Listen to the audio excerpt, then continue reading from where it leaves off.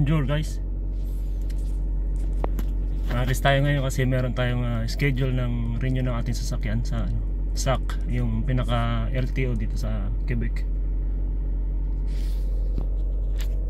Start natin sa sasakyan at papainitin muna natin kasi medyo malamig pa yung makina. Importante pinapainit mo ng makina bago tayo malis. Bali, first time ko palang mag-renew ngayon simula nung kinuha ko itong sasakyan. Ang kailangan lang naman yata register ng sasakyan mo, insurance at driver's license para pag dahil mag-expire na ngayong katapusan January at lalakarin na natin. Yun mo, dahil napakahalaga ng sasakyan dito sa sa Quebec kasi limited yung public transportation dito. Hindi kagaya sa atin na meron kang masasakyan na tricycle, jeep, bus, meron mga taxi. Kaya halos lahat ng tao or mga bahay dito may mga sasakyan kasi yun ang mode of transportation lang talaga dito. Maliban lang kung nakatira ka sa city gaya ng Toronto or Quebec City, meron na may mga bus doon, may tren, taxi. Pero sa mga bayan-bayan medyo liblib, wala masyado. At isa rin sa challenge dito kapag mayroong transaction sa government, like ganyan, SAC or mga hospital, yung communication kasi French talaga yung first language na ginagamit nila dito. Kailangan mo try mo talaga na makipag-communicate sa kanila ng French. Kaya good luck sa atin mamaya. In fairness naman sa kanila, kapag nakikita nila na medyo dumudugo na yung ilong mo sa pag sasalita ng French, nag-English naman sila. Pero yung meron talagang na times na hindi rin talaga sila marunong mag-English. Buti na lang meron ng mga Google ngayon, meron ng pwedeng gumamit sa Google ng translation. Kaya wala tayong magagawa kundi pag-aralan natin yung French. Dahil tayong mag-a-adjust kasi tayong pumunta sa lugar nila. Hintayin muna nating luminaw ang ating salamin bago tayo umalis kasi frozen pa siya.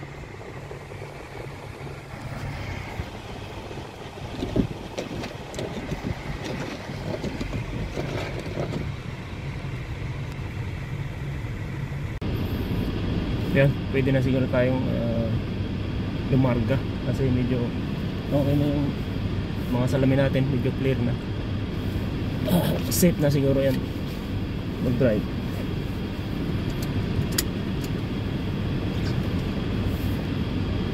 At required pala dito pag magda-drive ka, kailangan naka-on yung headlight mo or naka-auto kahit na araw. Yun yung rules nila dito sa road safety. Let's go guys.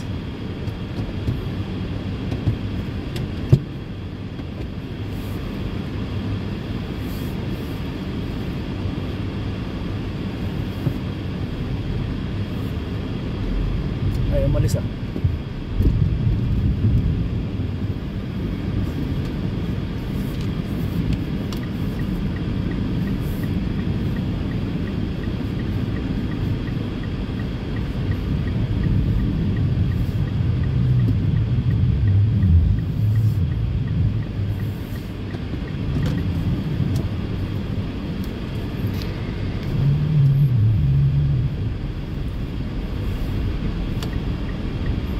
Nakita nyo yung array.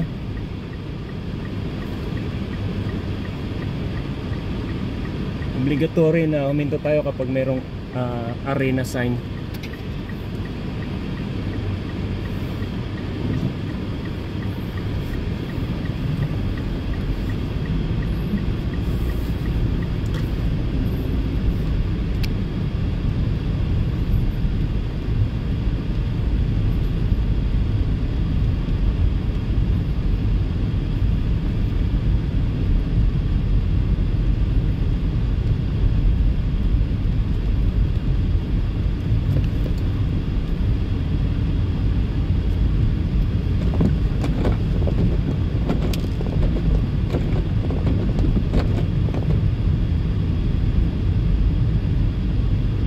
talaga matanggal ng ice.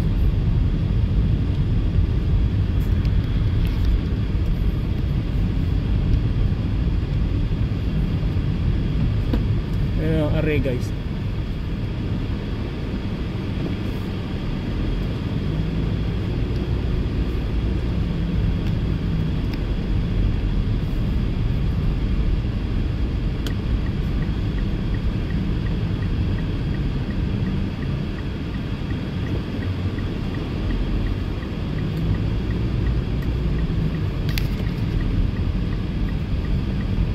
Ang rules kapag mayroong array sa intersection, kapag parehong mayroong sign na array bawat direction, ang rules is kung sino yung unang approach, siya yung unang mag-go.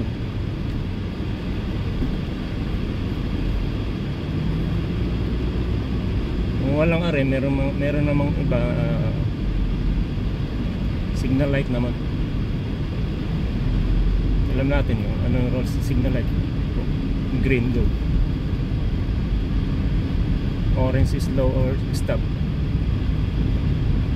Dito pag orange, kailangan mag-stop ka talaga.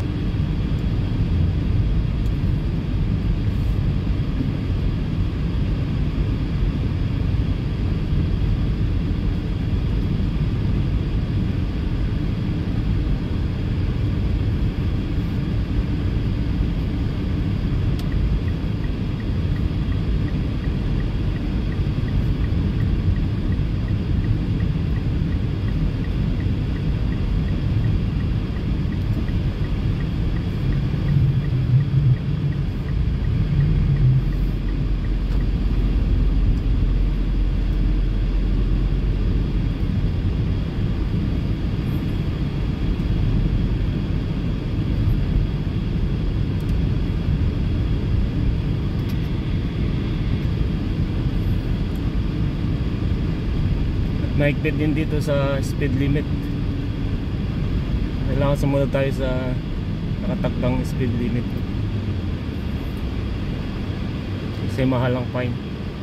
At may black point system sila dito kapag nakarami ka na ng violation, pwede ma-revoke or suspend ang ano mo, license.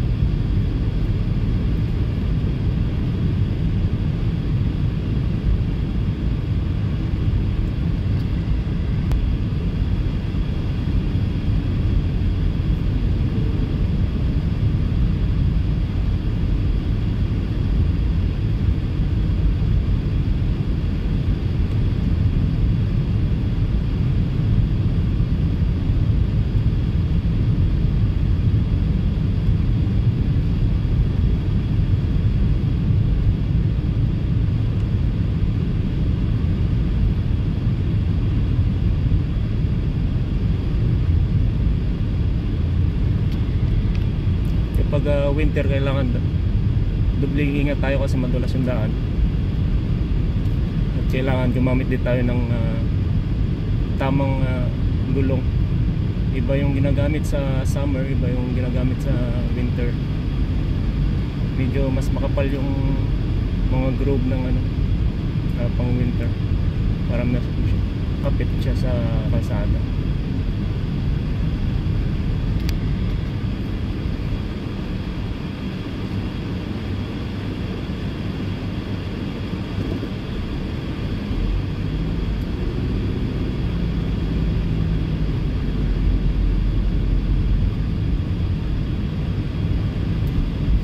Saan nga ba yun?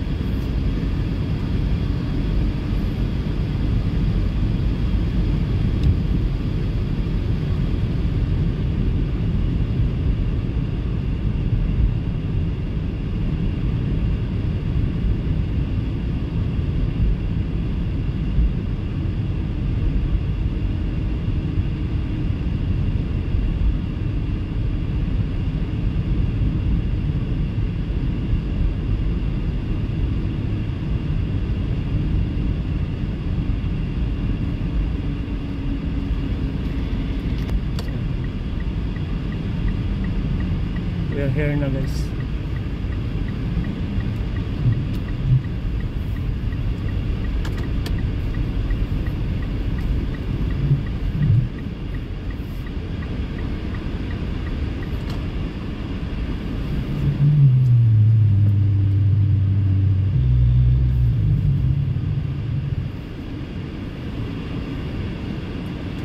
Okay.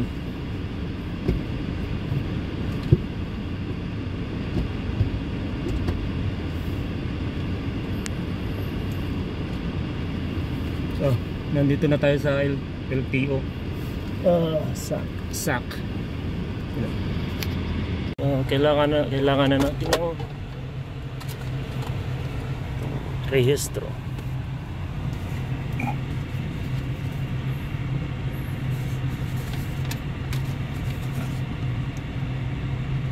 Rehistro at proof of insurance required dito. May insurance kaya dapat sa bago natin ma-register natin sa sasakyan, either two-way or one-way. At syempre ang ating lisensya, Quebec license, syempre pogi dapat. Let's go guys, pasok na tayo sa loob.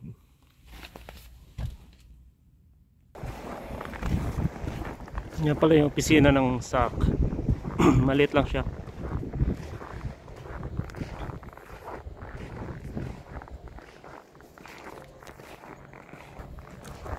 Pasok na tayo. Baka bawal yung video sa loob. And that's it guys. Tapos na tayo mag-renew. Saglit lang ako dun sa loob. Parang wala pa isang minuto. Kasi wala pa masyadong tao. Maaga pa. Number one tayo. Number one.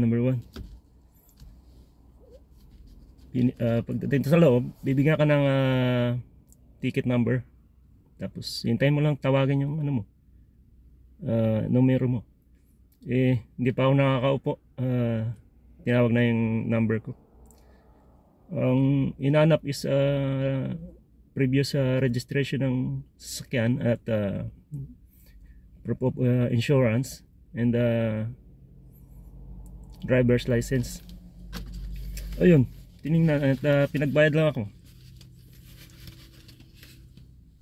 At yun lang, tapos na.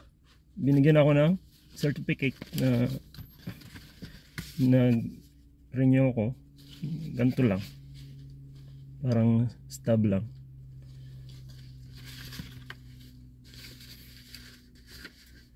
At ang binayaran natin is ano to? Ayan. $200, $210 for 1 year. Medyo ano rin. Magkano sa piso yun? Times 40. Hindi na ako sa math eh. More or less. Mga more or less. Kaya hindi biro na magkaroon ng sasakyan ka dito kasi meron kaakibat na mga responsibilidad, mga bayarin na medyo may kamahalan. Una-una yung hulog mo sa sasakyan kasi karamihan dito utang, weekly mong binabayaran. At insurance monthly around, depende kung sa ano, sa makukuha mong insurance. Kapag bago ka pa lang kasi medyo mahal pa yung insurance kasi yun ang assessment sa iyo ng insurance company kapag bago ka pa, wala ka pang experience. At medyo yung risk na madidisgrasya ka sa daan is medyo mataas kaya medyo mahal ang single ng insurance company kapag medyo bago pa.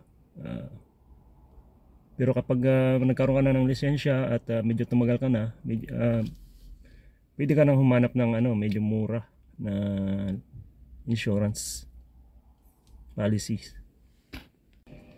Pero napakalaking tulong din naman kasi magiging convenient yung buhay mo. May magagamit ka kapag may gusto kang puntahan or may kailangan kang puntahan. At lalong-lalo na kapag winter. Napakahirap kapag walang sasakyan. At yung lisensya nga pala sa atin is tinatanggap naman dito within 6 months pwede ka mag-drive. Pero dapat dapat sa 6 months na yun dapat makapag-register ka na sa SAC and mag-take ka na ng exam. Pero dapat is more than 1 year na yung lisensya mo bago nila tanggapin. Otherwise hintayin mo mag 1 year bago ka makapag-exam. Or kung wala kang lisensya pag nang pumunta dito is kailangan mo mag-undergo sa schooling nila ng 1 year I think. Tapos bibigyan ka ng temporary license, parang student permit sa atin. Pero hindi tinatanggap dito yung papel gaya ng ini-issue ngayon ng LTO sa atin ngayon na papel. Hindi siya tinatanggap dito. Yan lang, pwede na tayo umuwi.